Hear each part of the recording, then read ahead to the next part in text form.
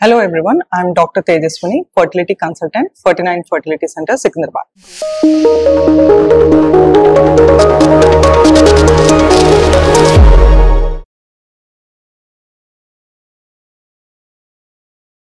So ఇవాళ నేను మీకు IVF ప్లాన్ చేస్తున్న కపుల్స్ లో ఆడవాళ్ళకి అండ్ మగవాళ్ళకి గవర్నమెంట్ గైడ్ లైన్స్ ప్రకారము ఒక ఏజ్ క్రైటీరియా అనేది సెట్ చేయడం జరిగిందనమాట.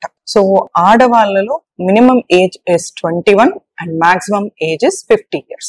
అదే మగవాళ్ళ విషయానికి వచ్చినట్టయితే minimum age is 21 and maximum age is 55 years. So ఆడవాళ్ళలో IVF చేసుకోవాలి అన్నట్టు అనుకుంటే ఎలిజిబుల్ ఏజ్ క్రైటీరియా ఇస్ 21 సంవత్సరాల నుంచి 50 సంవత్సరాల వరకు మనం ఈ ప్రాసెస్ అనేది ఇండియన్ గవర్నమెంట్ అనేది ఒక గైడ్ లైన్స్ లాగా సెట్ చేయడం జరిగిందనమాట.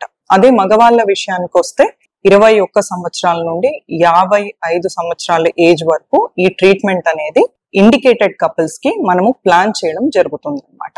సో ఆడవాళ్ళలో 50 years దాటాక అండ్ మగవాళ్ళలో 55 years దాటాక కపుల్స్ కి ఎలాంటి ART ప్రొసీజర్స్ అంటే అసిస్టెడ్ రిప్రొడక్టివ్ టెక్నాలజీ ప్రొసీజర్స్ అనేది లా ప్రకారంగా చేయబడవన్నమాట. సో ఈ ఏజ్ వచ్చే లోపే మీ ఫర్టిలిటీ ట్రీట్మెంట్ ని మీరు కంప్లీట్ చేసుకోవడం అనేది అడ్వైజబుల్. Thank you.